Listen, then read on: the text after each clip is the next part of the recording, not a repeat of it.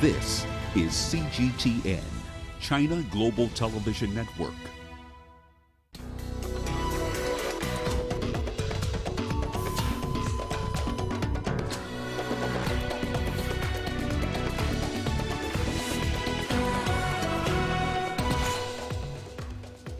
Rebels overrun a military camp and villages in the eastern DRC as locals flee into Uganda.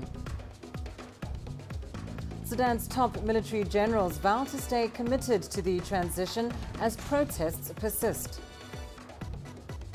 And the UN and AU Security Councils hold meetings over the escalating conflict in Ethiopia. Hello and a very warm welcome to Africa Live on CGTN. I'm Lindy Mtongana in Nairobi. And with me in studio is Uche Okoronkwo with a preview of your business news. Thank you, Lindy. And here's a look at what's coming up on Africa Live Blitz. Nigeria boosts its economic ties with Cote d'Ivoire. And Tunisia's president calls for streamlining public spending. Of course, all that coming up within the program. For now, back to you, Lindy. Thanks, Uche. We begin in Niger, where an artisanal gold mine in the south of the country has collapsed. Local officials say at least 18 bodies have so far been retrieved from the Maradi gold mine located in Kondango village near the border with Nigeria. Many more miners are believed to be trapped underground at the site. Witnesses say efforts to rescue workers and the efforts of rescue workers and local volunteers are being hampered by a lack of equipment. It's still not clear what caused the mine to collapse on Sunday.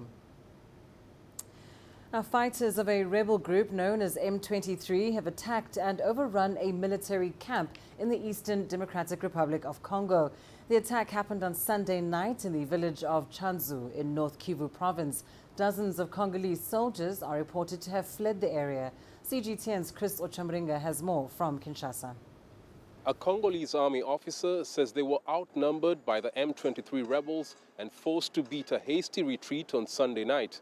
The rebels captured their weapons and are reported to have taken over 5 villages in eastern DRC. Thousands of civilians have fled to neighboring areas.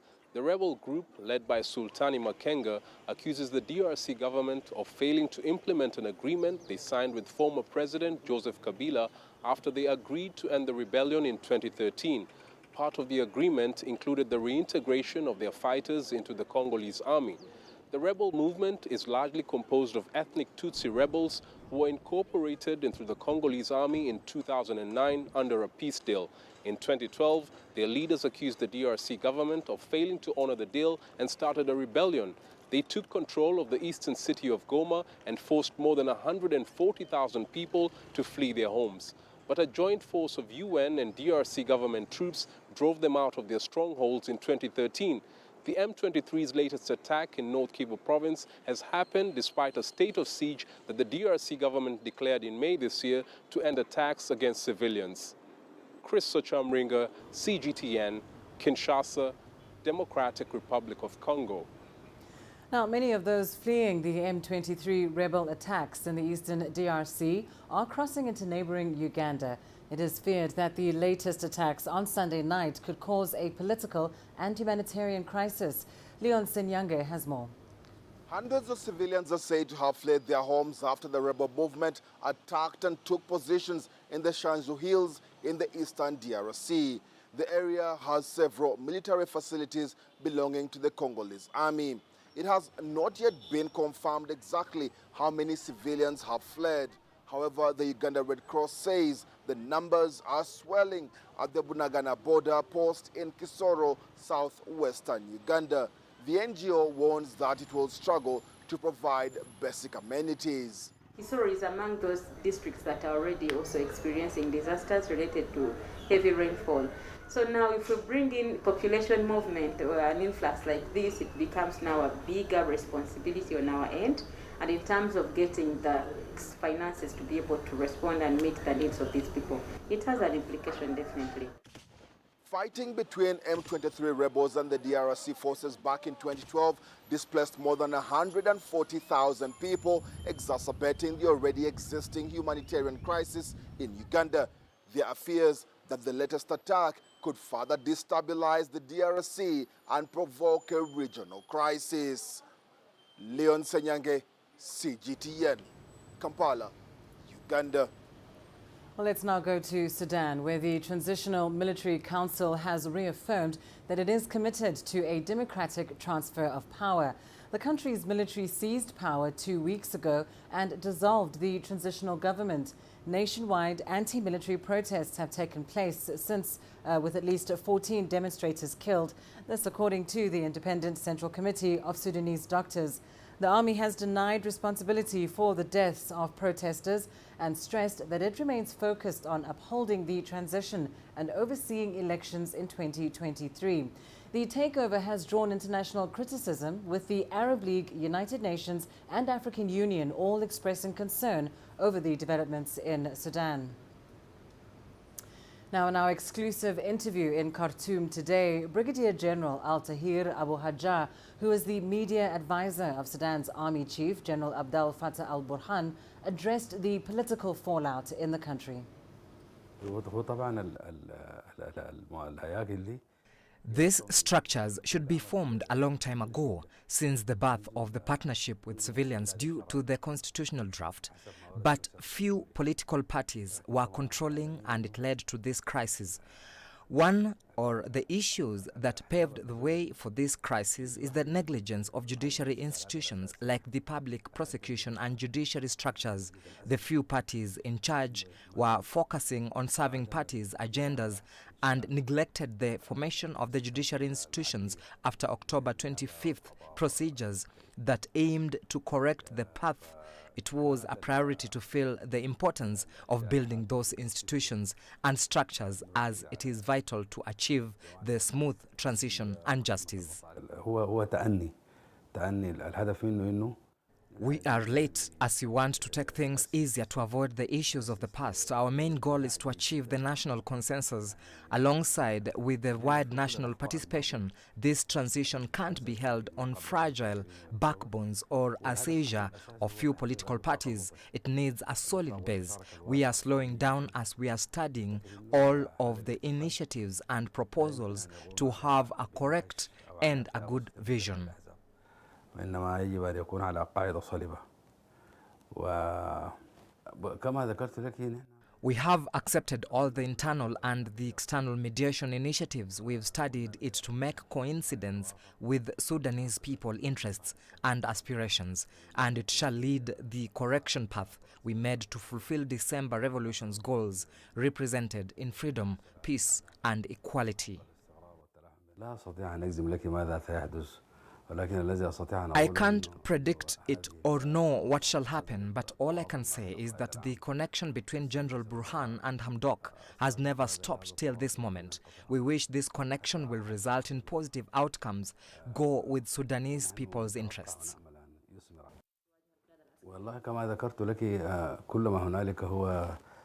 As I have mentioned before, we are late because we are trying to build a strong establishment. We are trying to unify Sudanese and different powers to make base for an independent national government formed out of technocrats that Sudanese will participate in, with different entities, a professional government with specific tasks. This delay is to make a real consensus.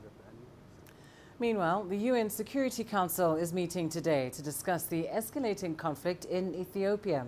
The Security Council has called on all parties to refrain from inflammatory hate speech and incitement to violence. They've urged them to put an end to hostilities and to negotiate a lasting ceasefire. Our correspondent Sarah Walton is in New York, and she joins us live now with the latest. Sarah, what should we expect from the UN Security Council meeting on Ethiopia?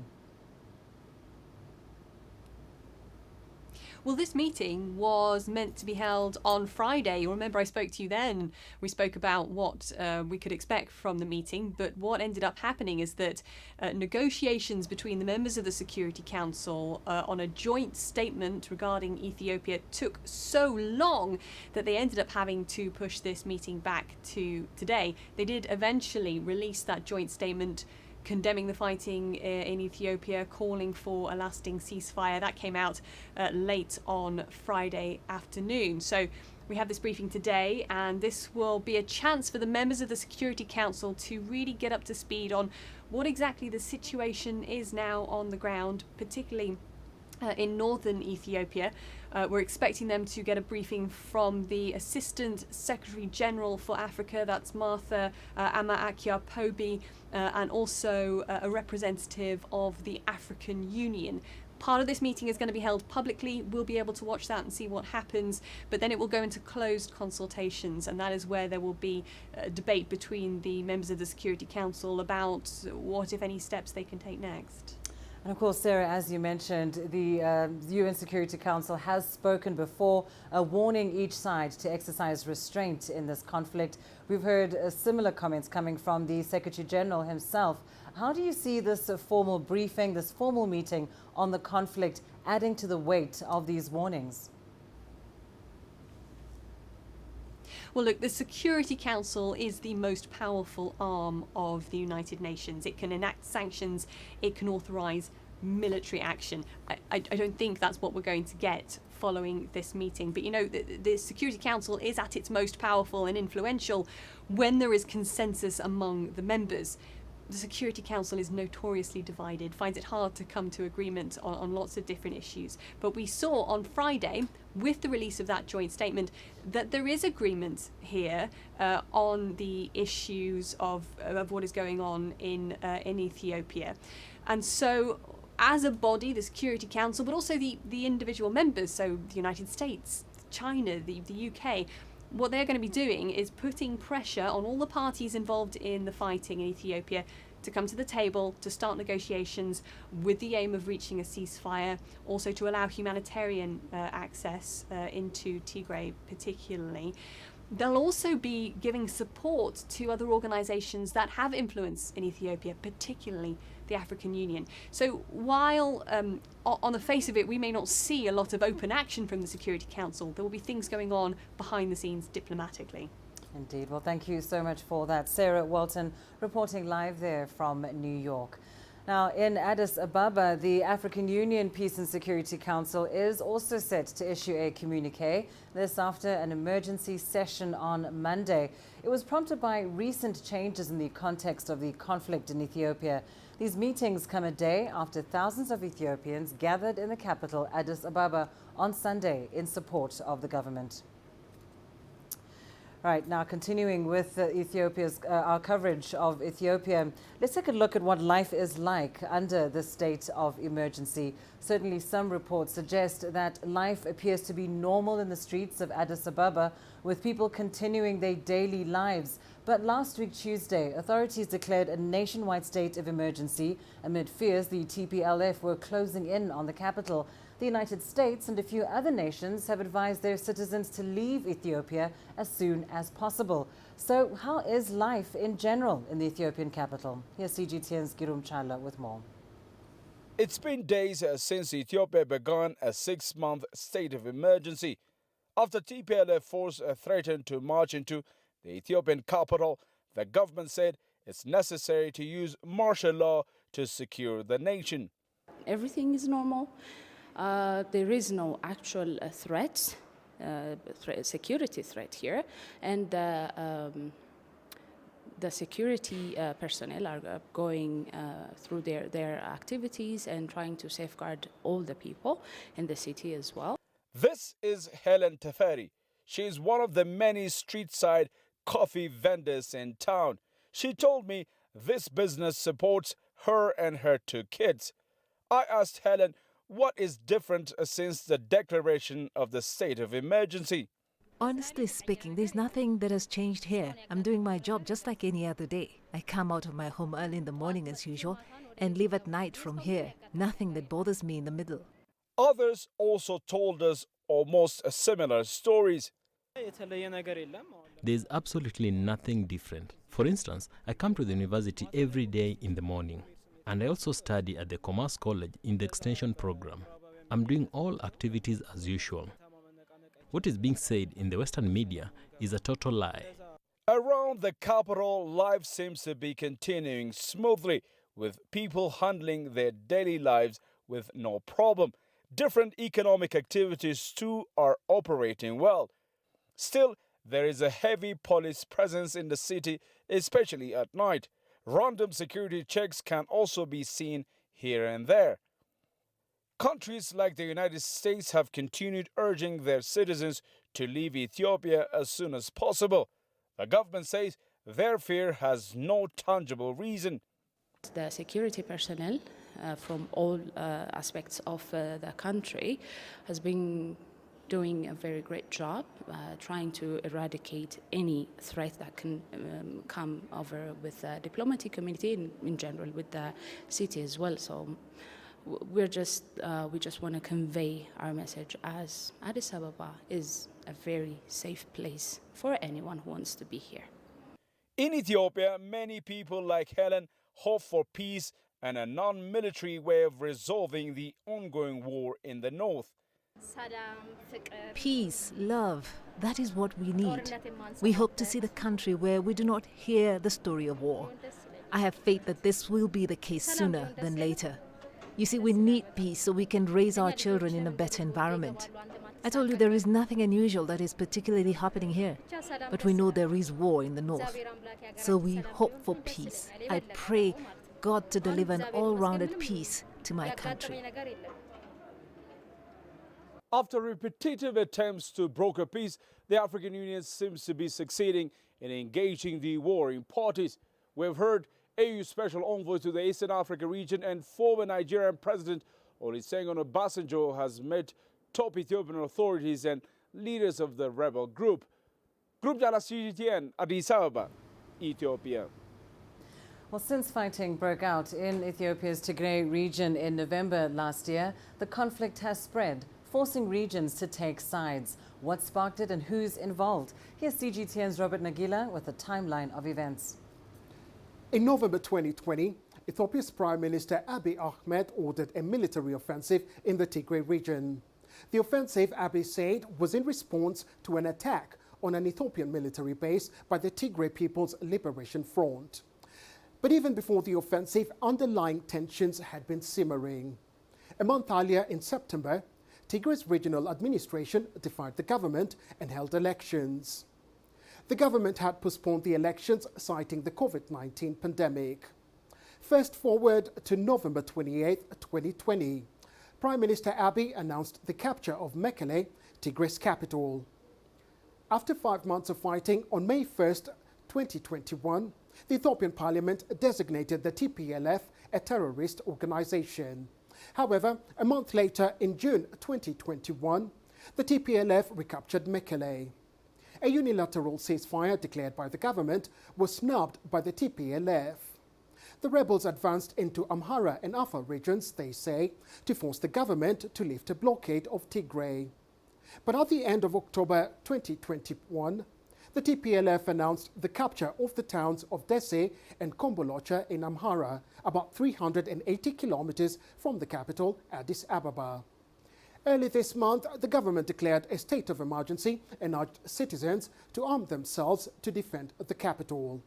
The TPLF has formed an alliance with the Oromo Liberation Army and 7 opposition groups known as the United Front of Ethiopian Federalist and Confederalist Forces, while the country's military, known as the Ethiopian National Defense Forces, is allied to militia forces from Amhara and Afar states. Time now for a short break. Stay with us. Coming up, the latest from the COP26 climate conference in Glasgow. And the effects of COVID-19 on children and youth in Africa.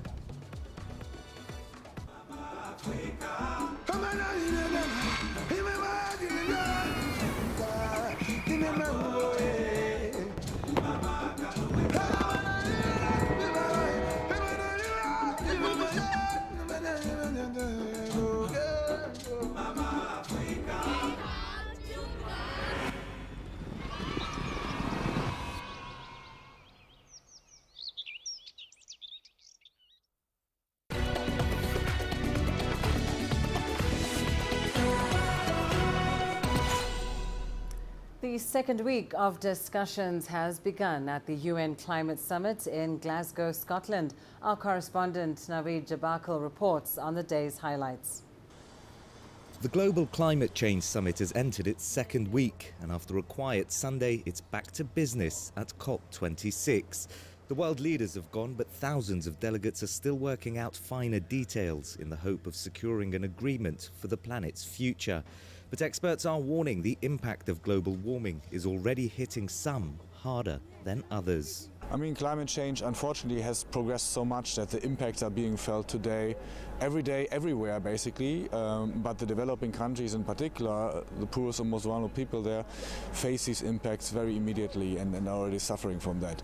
However, Glasgow is still attracting some star power. Former US President Barack Obama arrived to cheers. His message, a similar one we've been hearing: act now before it's too late. This is not something that's 10 or 20 or 30 years down the road. This is now, and we have to act now to help with adaptation and resilience, which I know is a theme of COP26. Like the familiar rhetoric, there are the familiar complaints. Poorer countries want richer ones to meet a previous pledge to offer $100 billion to help them deal with climate change. The foreign minister of Tuvalu using an unconventional setting for his recorded speech to the summit, highlighting the threat faced by island nations. Even with the pledges announced here so far, the world is likely to miss the target of keeping global warming at 1.5 degrees, which was a main aim of this summit. It means stronger action will be needed, and with the deadline of Friday to wrap up these talks, every minute will matter. Nawid Jabakil, CGTN, Glasgow. The 19th Central Committee of the Communist Party of China opened its 6th plenary session in Beijing this morning. Attendees included more than 370 full and alternate members of the party's highest governing body. Now, this year marks the centenary of the founding of the CPC. The session is expected to deliberate a resolution which will look back at the party's major achievements and its historical experience over the past 100 years. Now, the Communist Party of China has a long history of engagement with the African continent as countries and their leaders fought for and attained independence and worked to ensure growth and development for their citizens. CGTN's Wilkista Nyabwa sat down with the CEO of the African Policy Institute for insights on China's engagement with the continent through pivotal points in history. One would look at CPC from different perspectives. One, as a liberation party. Two, as a post-independent development party. And three, as a party that has generally taken part in shaping our global politics. African liberation parties like African National Congress in South Africa, ZANU-PF in Zimbabwe, they would all learn these skills from the CPC. What skills am I talking about? The need to liberate your people and give them dignity, and the need to liberate resources and use them for the development of your people. That's what liberation amounts to. What we call the Beijing Consensus was a consensus about liberation, about freedom, about non-hegemony, about the unity of humanity. That is what we now call Beijing Consensus, and I hope the thinkers of Beijing Consensus are now involved in adjusting this beautiful liberational thought to the realities of the post-Cold War era. We have seen China's economic growth, and this has spilled over into Africa, and Africa is also now benefiting from this. Perhaps you can talk us through some of the highlights of this. Because of that clear-mindedness of the Chinese political leadership, what we have had is long-term stability of China. From 1949 to date, the Communist Party is governing. It's going through the rhythms of life, looking at what change is coming and adjusting to that change. And as a result, China has been able to achieve things that no other country in the world has managed to achieve within such a short period. China has some resources that it can now use for the development of humanity. Now, if a country like China, that is presiding over the world economy, does not invest those kind of resources, different parts of the world are left behind. And therefore, we are not moving as one of what President Xi Jinping calls, a community of shared destiny for mankind. And that is where China has come out very strongly in order to invest some of its resources at affordable costs for the Africans. And therefore, we can see the transformation of Kenya. Let me not talk about Africa. My own Kenya, its liberation from 2000. What have we gotten? Look at the roads that we have here. Look at the railway from Mombasa now headed to Kisumu and finally to Busia and all the way up to Uganda.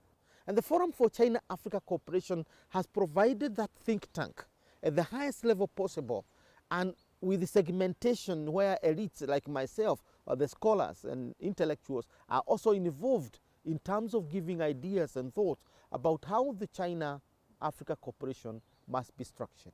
Through Belt and Road Initiative, we have also managed to basically pump resources. Today, 40 African countries are taking part in that, 40 out of 55. And the number I'm told is growing. We are now reaching almost 43. The globalization of China is based on this idea of greater unity of mankind, building a community of shared destiny for all of us, and that destiny is prosperous, and that destiny is peaceful, and that destiny is full of dignity for all of us. Nobody would fight with that thought. The Nigerian Union of Teachers say over 800 of their members have been killed due to insecurity in the country's northeast region since the start of an insurgency in the country in 2009. The union is now threatening to withdraw its members and children from schools if their safety is not secured. The 800 union members are just a fraction of the total number of teachers killed in Nigeria since 2009, according to the United Nations. Tesem Akende tells us more from Jos in Nigeria. National President of the Teachers Union in Nigeria, Dr. Nasir Idris, says beyond the killing of teachers, some of the group's members have been kidnapped alongside their students in the country's northeast region. Kidnapping and killings have increased in Nigeria since late last year, with academic institutions mainly the target. The United Nations says since the beginning of the insurgency in 2009, at least 1,400 schools have been destroyed in the region. In June, Nigeria's president visited Borno State, the epicenter of insurgency in the country, and directed top security heads to do more in winning the war against insurgency and kidnapping. The country is also partnering with other countries in the Lake Chad Basin under a multinational joint task force to tackle insecurity in the region. Tesem Akinde, CGTN Jos, Nigeria. Staying in Nigeria, the country has recorded a surge in juvenile mental health challenges in the wake of COVID-19. A survey by the United Nations Children's Fund revealed 1 out of 6 children expressed a pattern of mental stress. These risks are heightened by disruption in education and social activities, and this may eventually pose lifelong challenges in these young people. CGTN's Kelechi Mekalam brings us the first installment of our series on COVID-19 and African children and youth. This is 11-year-old Kashim from Nigeria's northeastern state of Borno. Kashim was set for his first year in secondary school before the COVID-19 lockdown in March, but hasn't been able to return to school since then. Now he's worried that his dream of becoming a lawyer could be dashed. It's really heartbreaking that I can't go back to school. The insurgency was bad enough. Now COVID came and worsened it. I would really love to go back to school, but right now my dad can't afford it. The boy became very depressed during the COVID-19 due to largely the fact that he could not return to school again after 10 months of lockdown. The boy will wake up at night and start screaming. I and the mother will have to calm him down before he goes back to sleep again. Like Kashim, many children in Nigeria have exhibited signs of mental stress since the coronavirus outbreak. UN's Children's Agency, UNICEF, says disruption in their education and restricted social interactions have taken a toll on them.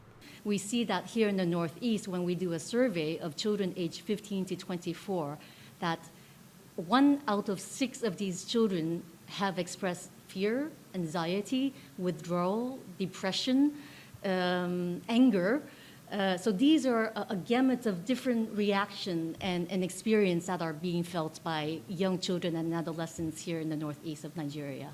More local and international organizations are now focusing on tackling mental health issues in youngsters, especially those in the northeast, where Boko Haram insurgents have left many traumatized, from kidnappings to attacks that have left tens of thousands dead and millions displaced from their homes. Since 2017, UNICEF has been working to train teachers to identify psychosocial and mental distress. And this is even before the COVID-19, simply because of the conflict here. We work with psychiatrists and counselors, mental health professions, to identify these children, to do case management and understand what exactly are their needs and to provide them with the type of mental health psychosocial support services. And we do that within the community itself.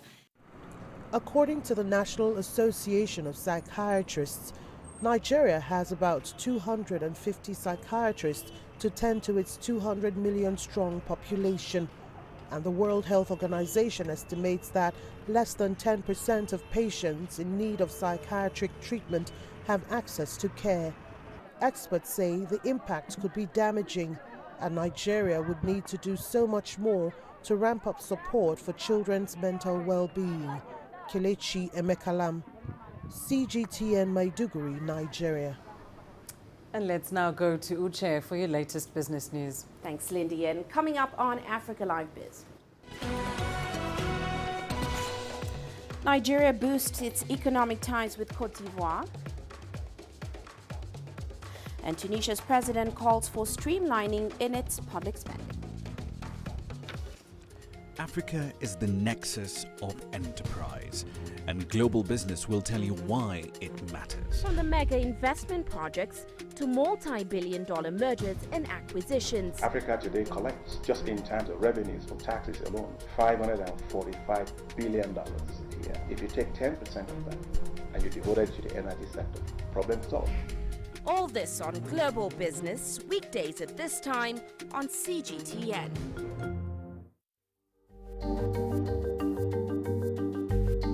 Africa Live. Find your voice.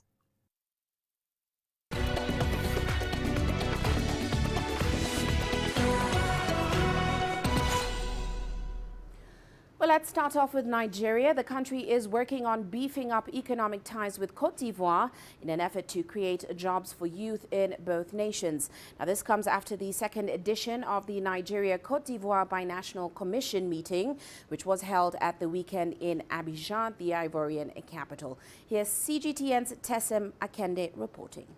Nigeria's Vice President, Professor Yemi Osinbajo, says the collaborative efforts with Cote d'Ivoire would also go a long way to address migration of youth from both African nations. Osinbajo co-chaired the meeting with the Ivorian Prime Minister, Patrick Achi. He noted that as the countries have two of the largest economies in West Africa, more cooperation is required. The chair signed agreements that cover agriculture, digital economy, education, prevention of human trafficking, among others. Part of the agreement is that both countries should learn and collaborate in trading agricultural products internationally. Both countries lead in the production of some agricultural commodities like cocoa and coffee. In addition, Nigeria's Vice President says the countries are working on strengthening military ties and working more closely in maintaining peace and security of their region in order for business activities to thrive. Tessem Akende, CGTN Jos, Nigeria. Meanwhile, Tunisia's President Kais Saied has called on the new government led by Prime Minister Najla Bouden to reassure Tunisians on the current economic situation and streamline public spending. Now, the president says that any economic and social decisions must emanate from a reading of the country's reality. Here's Adnan Shaushi reporting. The head of state was categorical that the current economic and social situation is difficult. However, he noted that the crisis can be overcome through the combined efforts of all national stakeholders. We are discussing the economic and social situation, but especially the financial situation of the country. There is a crisis, no one can doubt that. Hopefully, we'll overcome this crisis with hard work. We'll also involve all citizens in this process to end the crisis. The governor of the Central Bank of Tunisia said the country is facing an unprecedented economic crisis. He explained that the situation has been exacerbated by the COVID-19 pandemic. This period is difficult, but all countries experienced a crisis in 2020. The impact of the pandemic was hard on Tunisia. We lost more than 9% of GDP. Tunisia's economic actors behaved in a heroic way on all levels. Despite the extreme conditions, we ended the year with less than 3% of GDP. The upcoming period will be much better. El Abbasi noted that the IMF staff and the Tunisian authorities held technical discussions last week on the review of economic and monetary developments in the North African country. Over the last period, we've been discussing with the International Monetary Fund in an unofficial manner. Tunisia will resume negotiations with all international donors and organizations. The health situation was a major handicap for economic growth. The situation will certainly improve in the coming period. The governor of the Apex Bank forecasts the growth of several sectors, such as tourism, mining and exports. He also says that olive oil production will rise to 200,000 tons. According to the Ministry of Economy and Finance, Tunisia needs the support of its foreign partners to improve the financial situation in the last 2 months of 2021 and to provide external resources for the 2022 state budget. Adnan Shawishi, CGTN, Tunis. And heading to South Africa now, where a township community is repurposing plastic waste to build eco-friendly classrooms. Now, Diana Musara runs an educational organization that offers after-school and Saturday classes to children in the small and under-resourced township of Deep Sloot. Now, children were crammed into a single classroom, which sparked the idea of building a classroom made from eco-bricks, which is made from used cold drink bottles. Here's CGTN's Julie Shire bringing us the latest on that project. My name is Diana Musara. I'm the director for Kentani's Collection. Kentani's Collection is an organization that assists students with extra classes. These are the students from grade 0 up to grade 12. They are attending schools in Deep Sloot. Our children here, they are living in small areas like in a shack. The whole family lives in one space, so there is not enough space to study, to focus. They do not have access, to electricity, to internet and the likes. The idea of now marrying environment and education came from the fact that we didn't have enough learning environment and classes for our children. What gave rise to Athlete Touch Foundation, instead of looking for zinc, which doesn't help from an environment point of view, we then decided to go for eco-bricks. In the township, there's plastic all over the place. So we then decided that we are now going to be repurposing plastic into building material. As we were constructing and building the eco-brick, our children were involved. An eco-brick is a 2-liter plastic bottle filled with plastic. So your aim is to get 550 to 600 grams of weight. That makes sure that all the voids are out and your eco-brick is strong. I knew about recycling, but taking action was a difficult task. But now I know a lot more about recycling. I've learned that we can turn litter into beautiful things. Actually took us was about 2 months to build the classroom. So the foundation, we used 4,000 bottles. And then the walls, we used 12,000 eco-bricks. We managed to create about 20 jobs. The class is unique in terms of the temperatures. During summer, it's not that hot, it's cool, and we're able to study. Like compared to the zinc classes, the temperatures when it's hot, also inside the class is hot, and it's hard, it's kind of hard to study inside. We are actually planning another center so that we can help more kids in the community. Global warming and climate change is not going to choose whether you are rich or you are poor. We are all going to be affected. So our hope is to actually turn shacks into eco-brick homes. And on the international front, the United States is lifting COVID-19 restrictions on travelers from more than 30 countries, including China, India, and most of Europe. Now, some of those restrictions have been in place for more than a year now and a half. Our U.S. correspondent Jagruti Dave explains what the new rules mean for international visitors. Well, for many people who've been separated from their loved ones by the US travel ban, the easing of restrictions is what they've all been waiting for. You have businesses in cities like New York, which attracts millions of international tourists every year, that are also going to be breathing a huge sigh of relief. And airlines are also expecting a surge in travellers. United Airlines said it anticipated a 50% increase of passengers coming into the United States on Monday compared to the previous week, where they'd counted around 20,000 travellers. And airports are expected to be busy. Delta has said to expect long lines. What do these new rules mean exactly for international travellers? Well, international visitors need to have a vaccine, need to be vaccinated, and they need to show a proof of vaccination and a negative COVID test within 72 hours of departure. Unvaccinated Americans and under 18-year-olds are exempt from the rules, but they need to show a negative COVID test within a day of departure. Now, the US is accepting vaccines that have been approved by the US's Food and Drug Administration and cleared by the World Health Organization. Specifically, these are the drugs from Johnson & Johnson, Pfizer, Moderna, AstraZeneca, Covaxin, Covishield, Sinopharm and Sinovac. But it's up to the airlines to enforce the checks and make sure that contact tracing takes place as travel to the US takes off once again. Jagruti Dave, CGTN, Washington. Now, after farmers harvest their crops, many of them are left to deal with massive amounts of agricultural waste.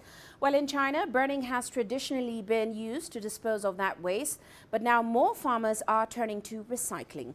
Well, Guanyang visits Liaoning province, one of China's main grain production bases, and brings us this. After the harvest season, there is as much straw as grain. In China, farmers tend to burn the waste, creating another problem, air pollution. To tackle this, the government has been testing more eco-friendly ways of dispose of crop waste. Cainiu Farm in Liaoning province was one of the many straw recycling experiment areas approved by the central government. After nearly a decade, crop yield was boosted while carbon emissions were cut. Among the many recycling methods, we've stuck with the straw returning to soil approach. For us, it is cost-efficient and relatively easier to implement. About 10% increase in crop yields was achieved in the past few years, and the soil is now rich in nutrients. For decades, straw burning has been practiced in China's rural areas to clear fields and prepare for the next plowing season. Even though straw recycling has long been promoted by government at all levels, it still faces two major issues: the lack of capital and the farmers' awareness. Traditionally, Chinese farmers believe that all the crop stubble should be cleared before plowing, so to return straw waste back to the soil didn't fit with how they had been taught to farm. But the younger generation has been more open to new farming methods, like Wang Haiquan, who signals support for the project. The older generation can sometimes be stubborn in accepting the approach. They often said, "Why bother? The method of burning straw has been handed down from generation to generation." But younger farmers are more receptive in terms of environmental awareness. In 2016, the central government began providing subsidies to encourage the recycling of straw in 10 provinces. The program has helped Cainiu Farm invest in the machinery needed to implement the project, something not all farms can afford. Local officials understand that to achieve sustainable results requires more than just subsidies. We have 100,000 mu of crop fields in our township, and we did the calculation on the return on straw recycling machinery investments. We want our farmers to understand that this approach can bring higher crop yields in the long run, and more importantly, a better environment benefits us all.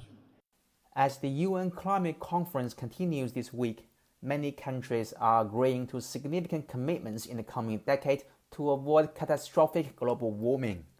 As for the farmers in northeastern China, they are already taking action. Guanyang, CGTN, Liaoning Province. Well, that's all for now on Africa Live Biz, but coming up later on Global Business Africa, we'll be exploring Kenya's decision to suspend Credit Reference Bureau's listings of loan defaulters who owe just under $50,000. All that coming up top of the hour. For now, back to you. Thank you so much, Uche. Well, you are watching Africa Live. We'll have more after this short break. Coming up, a young Somali female artist retelling the story of her country through art.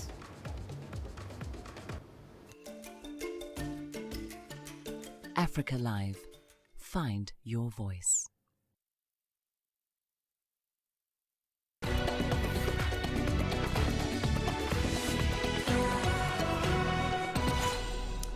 Well, let's start again with our coverage of the 6th plenary session of the 19th Central Committee of the Communist Party of China. Solomon Lechesa Tsenoli of South Africa, he is the Deputy Speaker of the National Assembly, has congratulated China for its global efforts. He says the Communist Party of China is a global pioneer and leader and selflessly shares its development experience with other countries. It is appreciated that the support that we have had from China has been significant, not only for South Africa, but for the rest of the African continent. We are quite conscious of the support that is appreciated continentally around COVID-19. Those contributions go a long way to containing the pandemic and enable us to pursue the economic paths we have chosen for ourselves.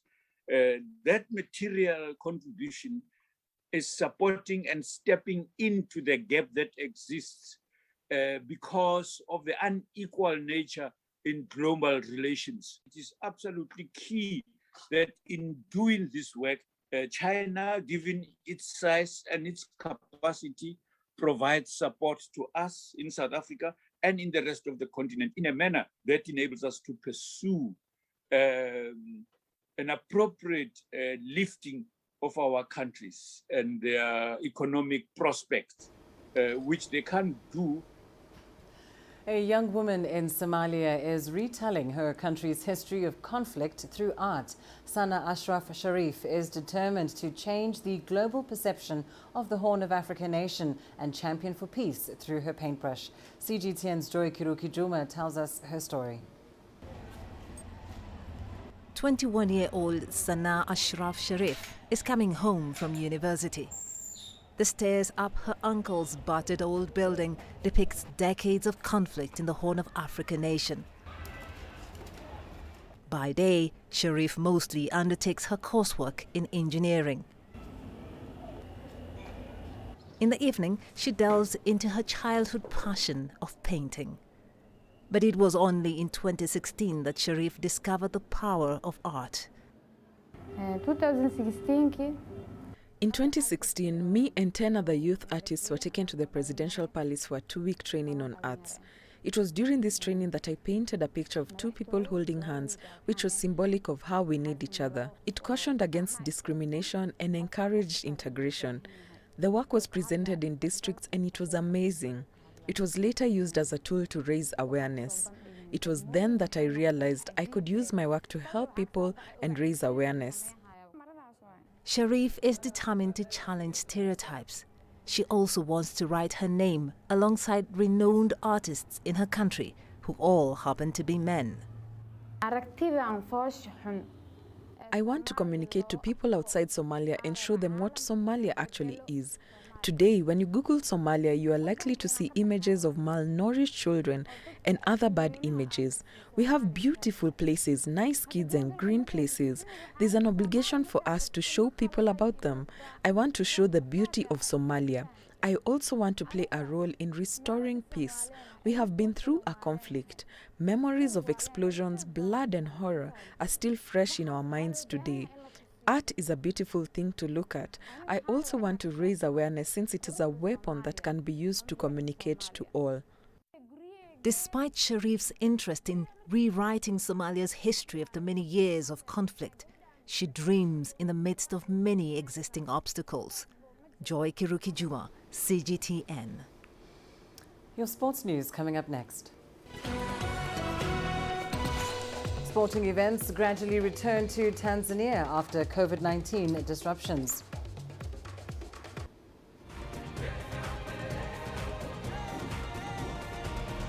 Africa Live.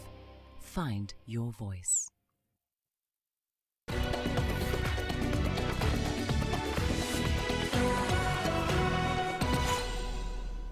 Bodybuilders from all over Tanzania's mainland and Zanzibar Island have taken part in the Mr. Tanzania 2021 bodybuilding competition.